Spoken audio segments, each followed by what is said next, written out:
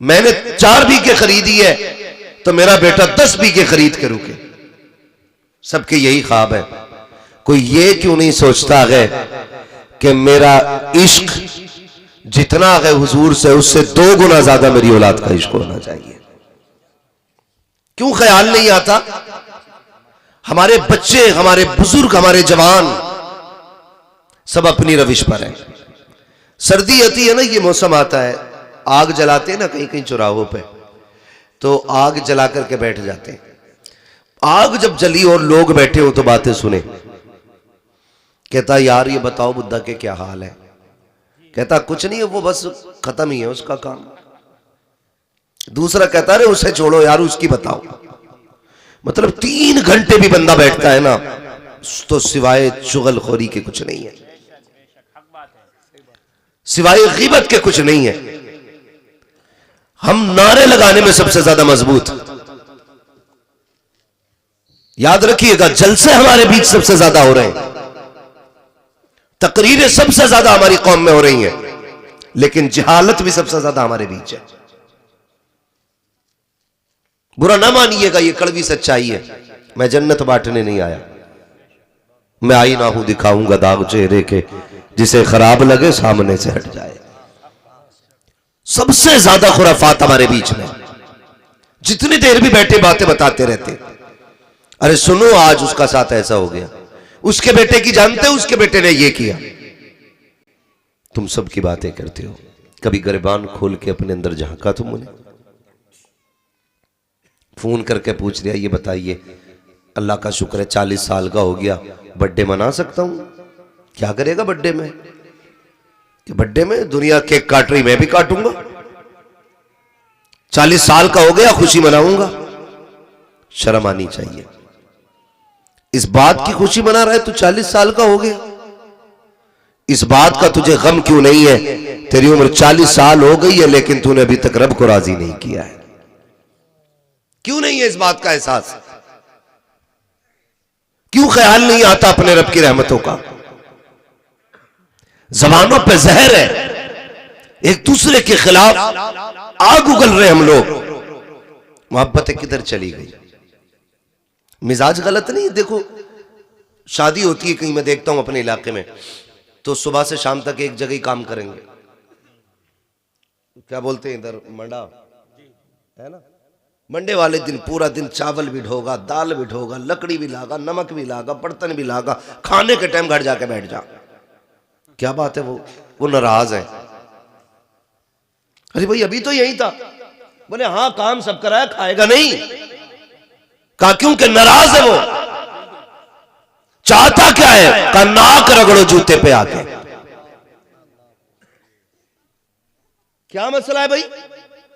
सुबह से शाम तक के चावल कितने बनने हैं? 50 किलो बना लिए जाए। दाल कितनी बनेगी? 20 किलो बना ली जाए। गोश्त कहां से आना है? फला दुकान से लाया जाए। खाने में क्या चलेगा? ये चलेगा। प्लेटें कितनी हो? सारे हिसाब लगाता रहा, लेकिन जब खाने की बारी आई है मुंह टेढ़ा करके घर में जाके बैठ जाता है। किस लिए? ताकि सफेद बालों वाला आए मेरे आके हाथ जोड़े, लंबी उम्र वाला आए मेरे पैरों में आके बैठे। गैरत आनी चाहिए। अगर तुम्हें इस बात का इंतजार है तुम्हारे बड़े आके हाथ जोड़े, तुम्हारे आके सफेद बालों वाला अपनी गलती का एहसास करे, तो फिर तू बड़ा नकी है, तुझसे छोटा कोई नकी है। सबसे बड़ा वो होता है जो अपने बड़ों को झुकने ना दे, जो अपने बड़ों को छोटा ना होने दे। अगर तुम ये चाहते हो दुनिया में भी इज्जतें पाओ, आखिरत में भी इज्जतें पाओ, अगर तुम्हें ये लगता है ये बड़ा है, खुद चल के आ जा, कहते चल मुस्तफा की रजा के लिए माफ कर दे। खुदा की कसम खुदा भी राजी हो जाएगा, मदीने वाला मुस्तफा भी राजी हो जाएगा। लेकिन जिहालत इतनी बड़ी है, 3 दिन काम करेगा, खाने के टाइम घर बैठ जाएगा, फिर नहीं आता। क्या मसला है? का नहीं ऐसे नहीं जाना है, बड़ा मसला है मेरा। अखलाक अच्छे करो, अखलाक बदलो, अपने रवैये किरदार बदलो अपने। याद रखिएगा जब अखलाक अच्छे थे तो लोग हमें देख के दीन में आया करते थे। हाँ, लोग हमें देख के दीन में आया करते थे। जब हमारे अखलाक अच्छे थे तो लोग इस्लाम में तेजी से बढ़ रहे थे। आज हमारी हालतें देख के लोग ना दीन से दूर जा रहे, दीन से दूर जा रहे। खुदा राज सफ़ों में मोहब्बतें पैदा करें, नफरतों को ख़त्म किया जाए। एक दूसरे से प्यार किया जाए, एक दूसरे से मोहब्बत तकसीम की जाए। हमारी बीच में ना जात का बड़ा झगड़ा है, बरादरी के बड़े झगड़े, कितने झगड़े हो गए। अभी एक कुछ दिन पहले अखबार देखा था, एक गांव में ना बीच रोड पे दीवार बनाई है, बीच रोड पे दीवार बनाई है। हाँ, एक बिरादरी वाले इधर साइड चलेंगे, एक बिरादरी वाले इधर साइड चलेंगे। हालात देखिए हमारे। डॉक्टर इकबाल ने कहा था, यूं तो सैयद भी हो, मिर्जा भी हो, अफगान भी हो, तुम सभी कुछ हो बताओ कि मुसलमान भी हो। जानते हैं हम लोग क्या जा रहे हैं, किधर जा रहे हैं? दीवार बना ली बीच रोड में, और अखबार की हेडलाइन क्या बनती है? इस्लाम के मानने वाले एक रास्तों को दो हिस्सों में तकसीम कर दिए।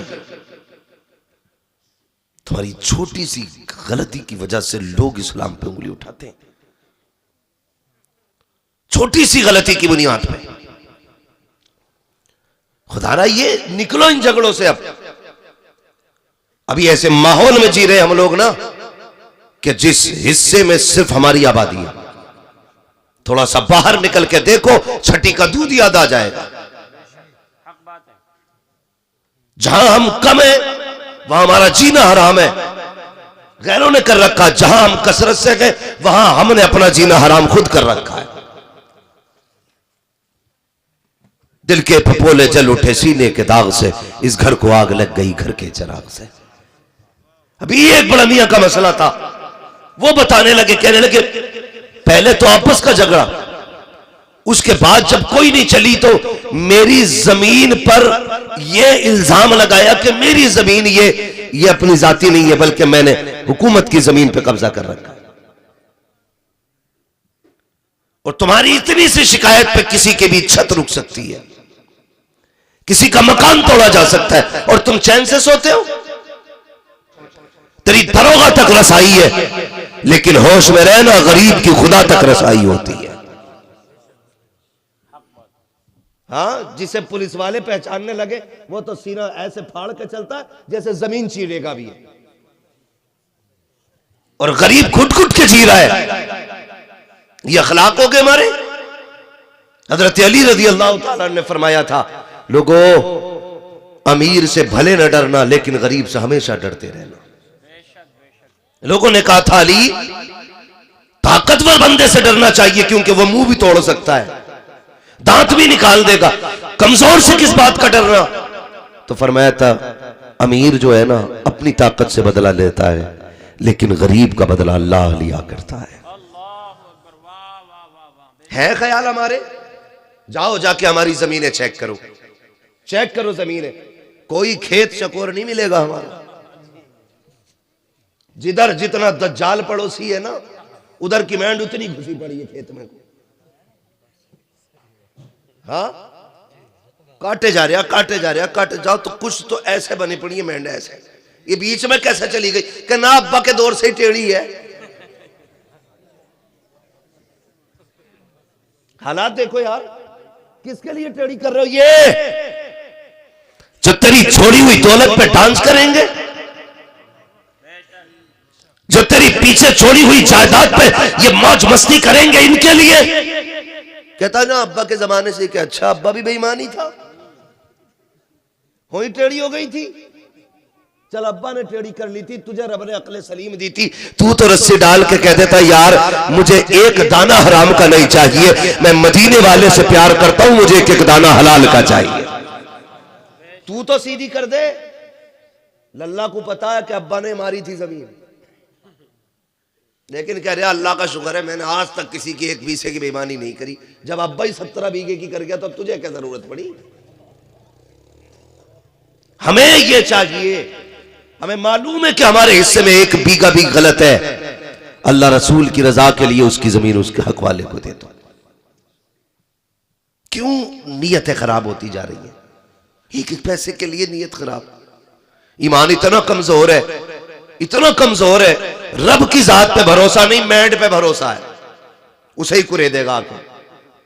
इतने होशियार हो गए, नीचे नीचे से काट रहा, पानी दे दे अगले दिन मैंड गिर जाती है वो।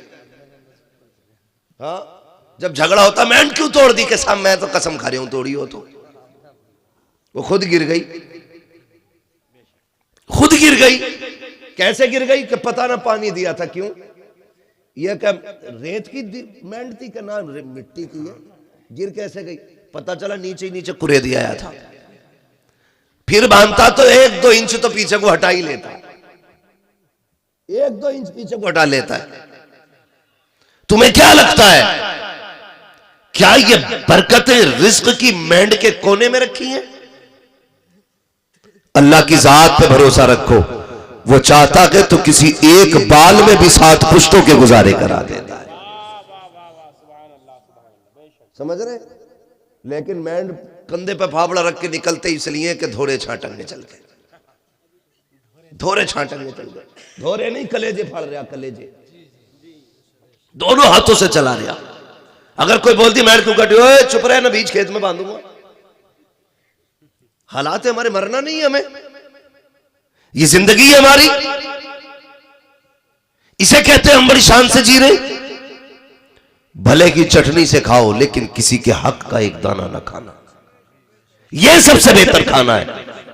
अगर तुमने मुर्गे मुसल्लम खाए, आला मैयार की ग़िज़ाएं खाई और किसी गरीब का हक खाया, तो इससे बुरा किसी का खाना नहीं। गलत नहीं कह रहा हूं मैं, ऐसे कितने लोगों को जानता हूं अपनी जिंदगी में, कलमा पढ़ने वाले लोग हैं, गरीबों की 10-10 बीघे हजम करे बैठे और कह रहे हैं मीनार मेरी तरफ से बनेगा, मिंबर का सारा खर्चा मेरा है, जितनी टाइल्स लगेगी मेरी है। इंतकाल हुआ, बेटे ने क्या ना किया, बेटे ने बाप की कब्र पे अगरबत्ती भी लगाई, मोमबत्ती भी लगाई, फूल भी डाले, सफाई भी कराई, लाइटिंग भी कराई, ताकि दुनिया को पता चले ये 150 बीघे जमीन के मालिक की कब्र है, ये 500 बीघे जमीन के मालिक की कब्र है, ये हजारों बीघे जंगल के मालिक की कब्र है। लेकिन तू नहीं जानता है तेरे ऊपर चिराग जलाने से कब्र के लिए काफी नहीं है, ऊपर की सफाई तेरे बाप की कब्र के लिए काफी नहीं है, ऊपर की रोशनी अंदर के लिए काफी नहीं है। तुझे क्या क्यों नहीं बताता कोई? तूने शबे कद्र पे ऊपर लाइट लगाई है, शबे बरात पे ऊपर लाइट लगाई है, थोड़ी देर खड़े होकर सोचता है मैंने बड़ा अच्छा काम कर दिया है। नादान, काश तुझे पता चले जब तू बाप की कब्र के ऊपर बल्ब लगा करके निकल जाता है, अंदर से कब्र से आवाज आती है, ए नादान तूने लाइट जलाई, ये मेरे लिए लगी है, ये बल्ब लगाया ये मेरे लिए लगी है, ये अगरबत्ती लगाई ये मेरे लिए लगी है, ये मोमबत्ती लगाई ये मेरे लिए लगी है। अगर पूरी दुनिया की लाइट लाके कब्र के ऊपर लगा दे, मुझे कुछ नहीं मिलने वाला। अगर मुझे देना चाहता है, मत लगाओ ये बल्ब, मत जलाओ ये अगरबत्तियां, मत लगाओ मोमबत्तियां, सोच मेरी कब्र पे आके कुरान की 3 आयतें पढ़ के मुझे बख्श दे। खुदा की कसम ऊपर के बल्ब से इतना उजाला नहीं होगा जितनी कब्र के अंदर तेरी तिलावत और सवाब से उजाला कर दिया जाए। कौन जानता इन चीजों को कितनी लोगों को करनी है? नहीं जी, तोड़न दो बटिया है। बुढ़ा भी ना थाने में बैठा, क्या बात हुई, तू क्यों आ गया? पुलिस पकड़ ली। बड़ा सितमगर है भाई, 70 साल में भी थाने में। क्या हुआ था? पुलिस वाले कहते सबसे आगे था ये, सबसे आगे। लल्ला से कह रहा डरियो मत, देख लूंगा, तोड़ो मैड हम देख लें। नहीं, एक दाना किसी का नहीं खाना है। नीयत अच्छी करे, नीयत अच्छी होती है अल्लाह बरकत अता फरमा देता है, और नीयत अच्छी नहीं होनी है ना तो फिर बरकत नहीं आनी, बरकत नहीं आनी है। आपने बड़ी अच्छी गुफ्तगू सुनी मौलाना आफ्ताब आलम साहब क़िबला से।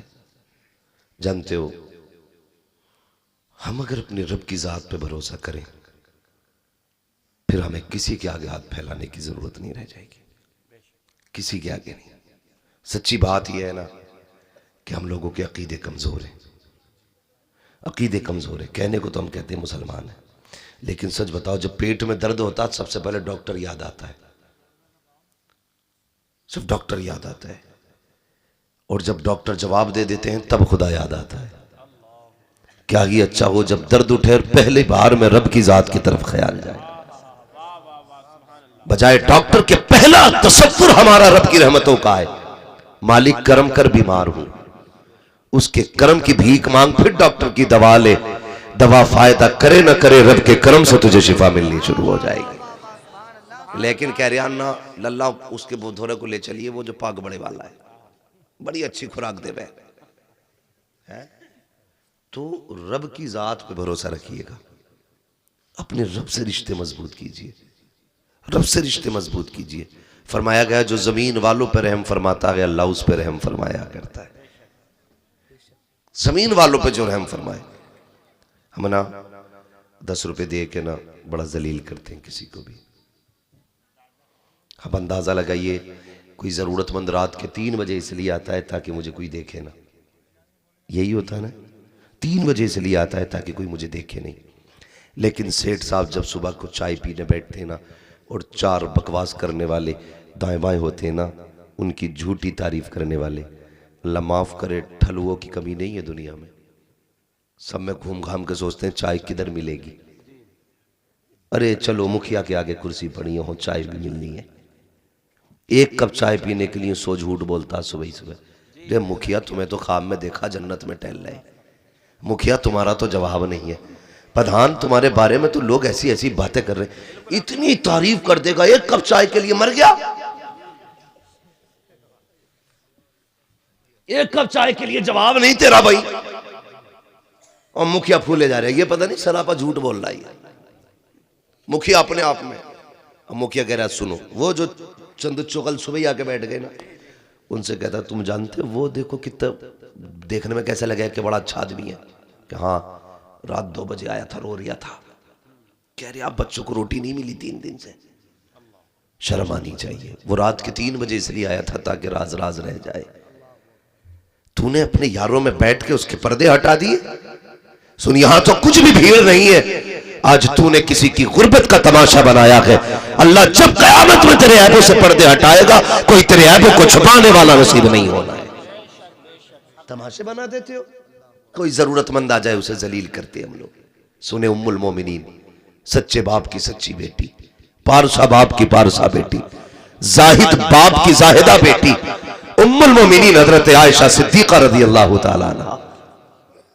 जानते हो आपने अपने भांजे को बुलाया, फरमाने लगी ले ये ले जा। खाला किधर जाना है? कहा वो जो अगली वाली गली में एक बंदा रहता है, बड़ा गरीब है, सुना उसके घर कई दिन से फाके हैं, ये जा और उसके घर रख के आ जाना, हाथ में ना देना। और सुन जब आने लगे वो पूछे किसने दिया तो मेरा नाम ना बताना। ये कौन कह रहा है? ये वो कह रही है खातून जिनकी इज्जत और इफ्फत के तहफ्फुज के लिए रब ने कुरान में आयत नाज़िल फरमाई है। हाँ हजरत आयशा सिद्दीका कहती है जा तो रहे हो ना, हाथ में भी ना देना, और पूछे किसने दिए तो बताना मत। गए, जाके रख के आ गए। उसने पूछा किसने भेजा है?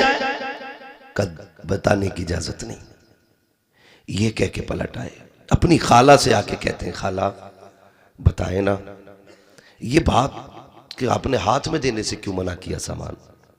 सुने, और दूसरा सवाल यह किया कि आपने नाम क्यों नहीं बताने दिया। तो फरमाती जब कोई बंदा किसी पे एहसान करता है ना तो पूरी जिंदगी नजरें अपने मोहसिन के आगे उठती नहीं है।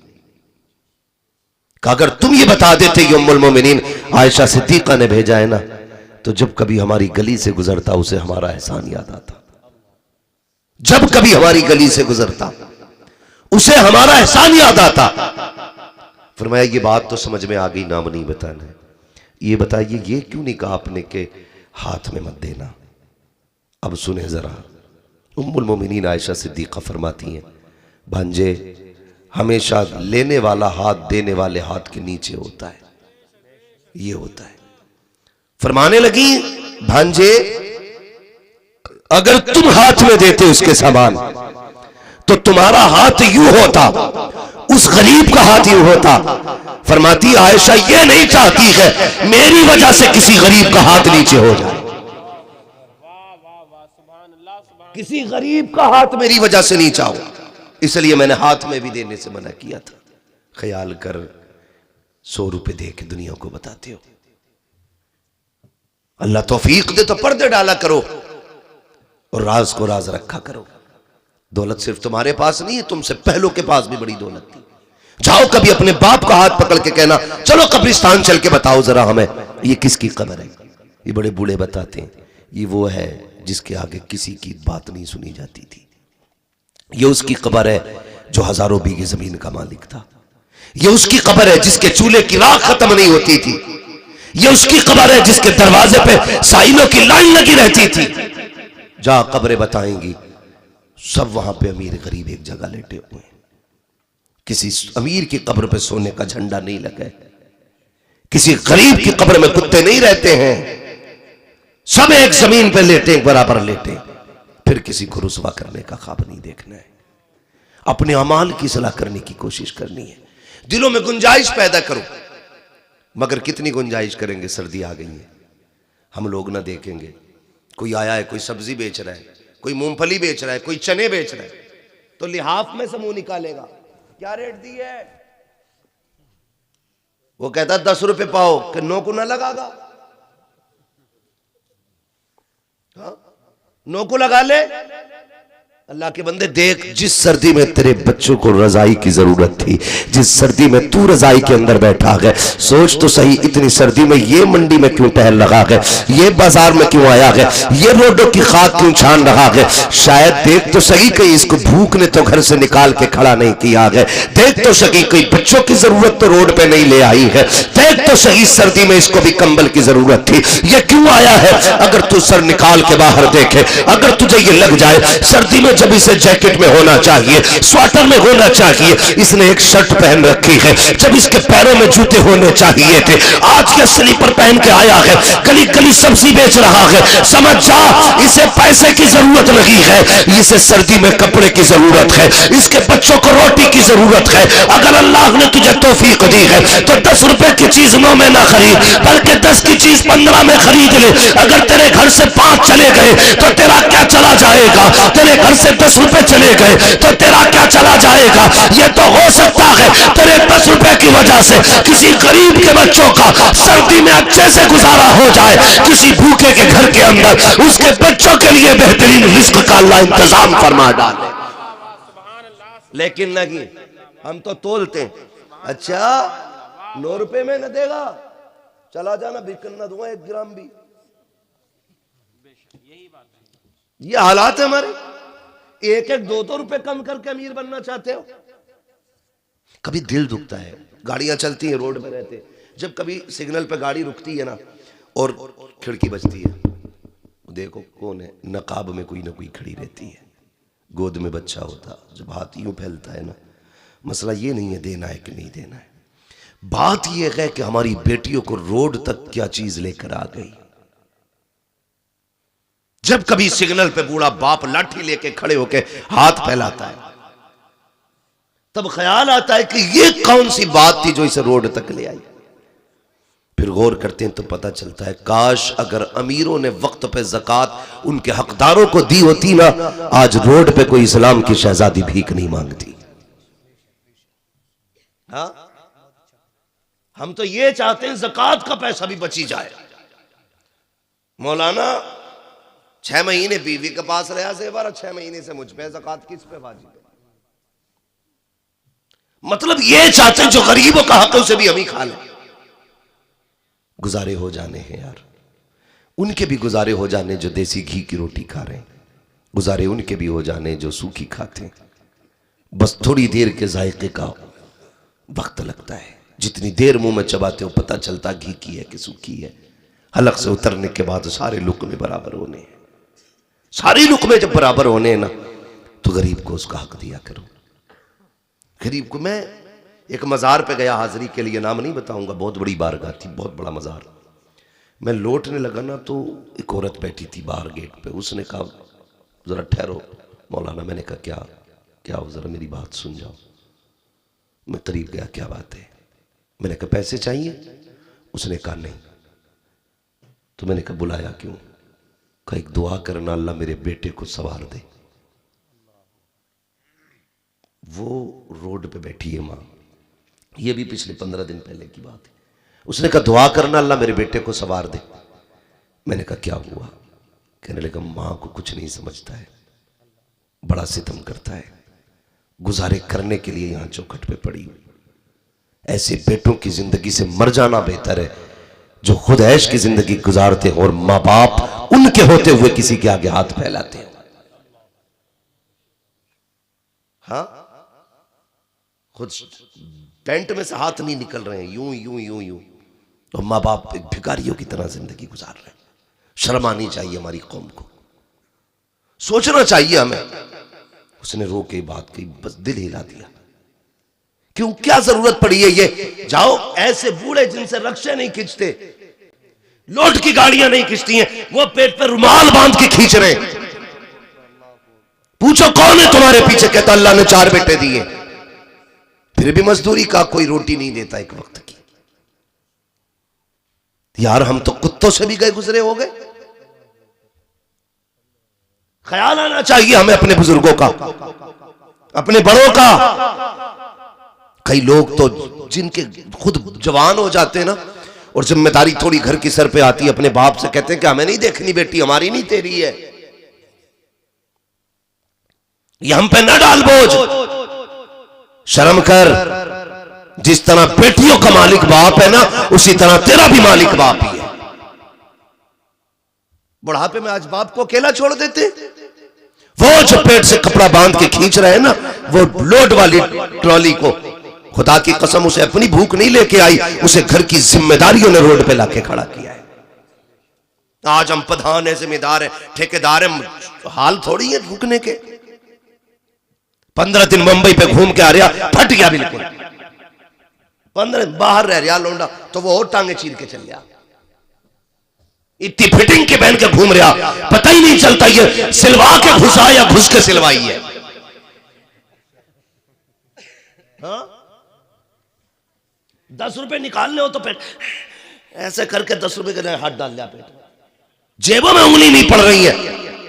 4 दिन मुंबई का रह लिया, दिमाग आसमान पे घूम जाते हैं। जा कभी मदीने रह के देख के आ, कभी मक्के की गलियों में घूम, तुझे पता चलेगा हुकूक कैसे अदा किए जाते हैं, जिम्मेदारी कैसे निभाई जाती है, तब तुझे पता चलेगा। आओ बीवियों के पल्लू में लिपट के सोने वालों, अपनी बीवी की खुशबू में गुम जाने वालों, माँ बाप की धड़कनों को भूल जाने वालों, 4 दिन शहर की क्या खाई है, गांव की आबो हवा को भूलने वालों, तुम्हें क्या पता रिश्ते कैसे निभाए जाते हैं। एक दिन हजरत खदीजतुल कुबरा है, मेरे तेरे नबी है, अचानक हजरत हलीमा सादिया आ जाती है। जैसी घर में हलीमा सादिया आई है, हजरत हलीमा सादिया के आते ही हजरत खदीजतुल कुबरा की तोड़े लग जाती है। कभी इधर जा रही है, कभी उधर जा रही है। जब तक हलीमा सादिया रही, हजरत खदीजतुल कुबरा बैठी नहीं थी। जब नहीं बैठी, मेरे नबी ने कहा था, हलीमा, मेरे नबी ने कहा था, खदीजा बता तो सही, जब तक हलीमा रही तुम क्यों नहीं बैठी थी? कहती है या रसूल अल्लाह, वो आपकी वो माँ है जिन्होंने दूध पिला के आपको पाला है। मैंने ये देखा आपने अपनी चादर बिछा दी थी, मैं सोच रही थी जिसके लिए पैगंबर चादर बिछा दे, उस माँ की अजमत का मकाम क्या होगा। कहा बैठी क्यों नहीं? कहा इसलिए नहीं बैठी थी, कहीं ऐसा ना हो हजरत हलीमा सादिया कोई हुक्म दे, मुझे उठने में देर हो जाए, इसलिए बैठी नहीं थी, खड़ी थी। और या रसूल अल्लाह, मेरा तो जी चाहता था हलीमा यहाँ रुके, मैं खिदमत करूं। कहा किस लिए? कहा जितनी मैं उनकी खिदमत करती थी, उतनी मदीने वाले के चेहरे पे मुस्कुराहट बढ़ती जाती। सुभान अल्लाह। नारे तकबीर, नारे रिसालत, उलमाए अहले सुन्नत, अज़मते वालिदैन, हजरत अल्लामा मौलाना मुफ्ती हम्माद रजा साहब किबला, नारे तकबीर, नारे रिसालत। खुदारा भाई, रिश्ते मजबूत करो, रिश्ते। माँ बाप से ज्यादा कोई दुल्हन नहीं है ना? घर जाओ तो कोई ये मत कहना कि मौलवी कह के गया बीवी पर लट फेरी।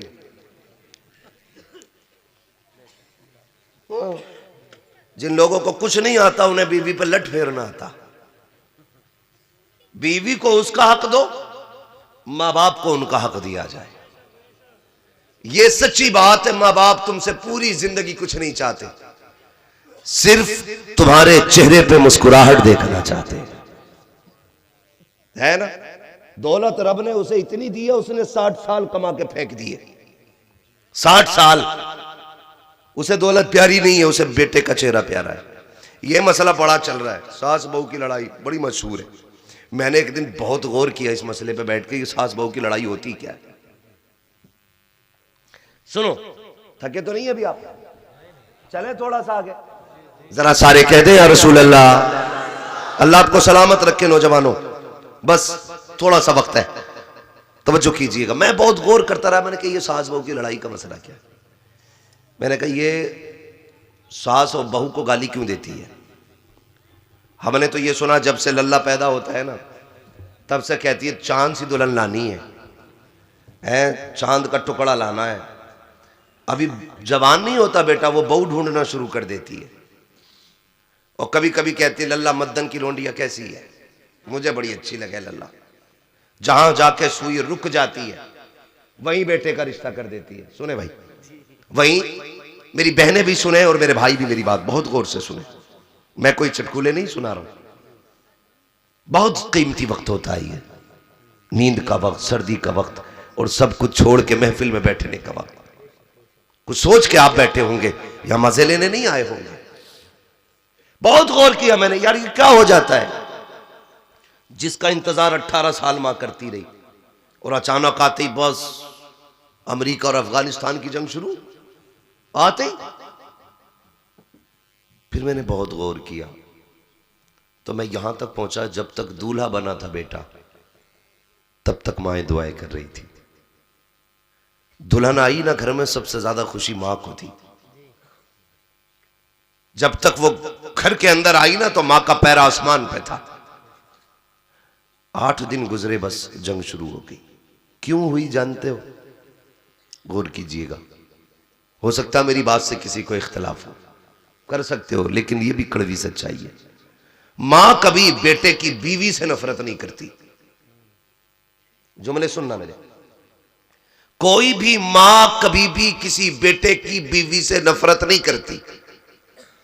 अगर उसे बेटे की बीवी से नफरत होना तो वो कभी बहू लाए ही नहीं।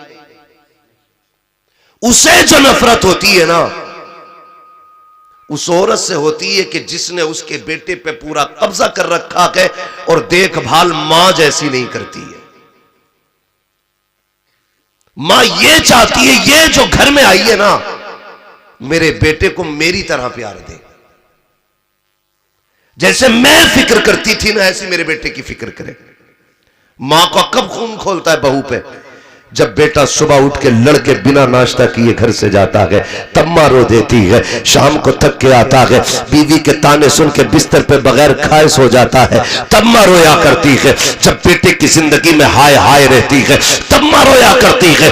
वो मां जो 18-20 साल से बहू का इंतजार करती रही, फिर जब वो ये देखती है इस चांद जैसे चेहरे को इसलिए लाई थी ताकि बेटे के लिए सुख का सामान बने, इसकी जिंदगी की राहत बने, इसने बेटे की जिंदगी कयामत कर दी है, तब जाके मां को जलाल आता है। फिर कहती है तुझे गैरत नहीं आती है, तुझे मौत क्यों लगी आ जाती है, तू मर क्यों लगी जाती है। फिर मां बददुआएं देती है, ए मेरी कौम की बेटी हो, जब कभी शौहर के घर रुखसत होके जाना तो उनके हक को अदा करना, उनकी खिदमत करना, शौहर को राजी रखना। मैंने ये देखा है जिन बीवियों के शौहर राजी रहते हैं उन बीवियों के साथ ससुर भी उनसे राजी रहा करते हैं।